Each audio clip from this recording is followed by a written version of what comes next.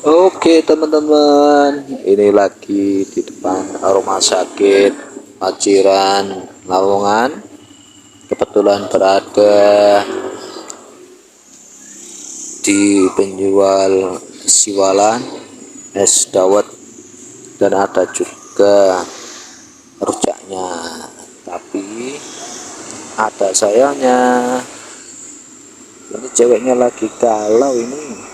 Wah, kasihan banget nih ceweknya lagi galau.